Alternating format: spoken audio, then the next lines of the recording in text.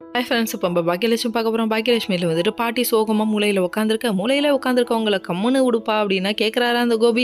கிட்ட போய் உட்காந்து என்னாச்சுமான்னு சொல்லி கேட்க, திரும்ப திரும்ப கேள்வி கேட்டுட்டு இருக்க டைமில் அவங்க பேசுகிறாங்க, என்ன தனிக்கட்டையாக விட்டுட்டீங்களேடா அப்படி இப்படின்னு புலம்ப ஆரம்பிச்சாங்க. சென்டிமெண்ட்டாக 4 பிட்டை போட்டோன்னே நங்குற மாதிரி பொருந்துருச்சுங்க. உடனே கோபி மனசரங்கி என்னம்மா பண்ணோன்னு சொல்லி கேட்க, நீ மறுபடியும் பாக்கியாவை கல்யாணம் பண்ணணும்னு சொல்லி டடரிங் பிஜிஎம் போட்டு பார்க்குறாங்க. ஆஹா, அல்வா கிடைக்குதுடா அப்படின்ற மாதிரி இருக்குது. இந்த கோபிக்கு வேறு வேலையே இல்லை, வாழ்க்கை பூரா கல்யாணம் பண்ணிக்கிட்டே இருப்பார் போல.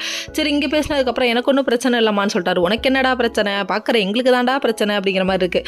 அதுக்கப்புறம் பார்த்தா நம்ம பாக்கியாட்ட நான் பேசி சம்மதம் வாங்குறேன்னு சொல்லிட்டாங்க. அதுக்கப்புறம் பார்த்தா நீ எங்கேயும் போகக்கூடாது, இங்கே தான் இருக்கணும்னு சொல்லிட்டாங்க. நம்ம செலியனும் நம்ம எலியிலையும் வர சொல்லி கோயிலில் நிற்க வச்சு பேசிகிட்டு இருக்காங்க. அதாவது திரும்ப நான் பாக்கியாவை கண்டிப்பாக நான் உங்கள் அப்பாவோட சேர்த்து வைப்பேன், திரும்ப கல்யாணம் பண்ணலான்னு நினைக்கிறேன், உங்களுக்கு நீங்கள் என்ன நினைக்கிறீங்கன்னு சொல்ல, உடனே முடியாதுன்னு சொல்லிட்டு வேறு மாதிரி முறைச்சாரு நம்ம எலியிலே. எங்கள் அம்மாவை கட்டாயப்படுத்தி யாராவது ஏதாவது பண்ணணும்னு நினச்சிங்க அவ்வளோதான், அது நான் ஒத்துக்கவே மாட்டேன் அப்படின்னு சொல்லிட்டாங்க. அப்பாவை கடைசி வரையும் நாங்கள் பார்த்துக்குறோம், ஆனால் அதுக்காக அம்மா கூட சேர்த்து வச்சு தான் பார்க்கணுன்னு அவசியம் இல்லை அப்படின்னு சொல்லிட்டாங்க. எனக்கு உங்கள் மேலே நம்பிக்கை இல்லைடா, பாக்கியா அவன் மேலே மட்டும்தான் நம்பிக்கை இருக்கும், அவள் தான் என் பிள்ளைய பத்திரமா பார்த்துக்குவா.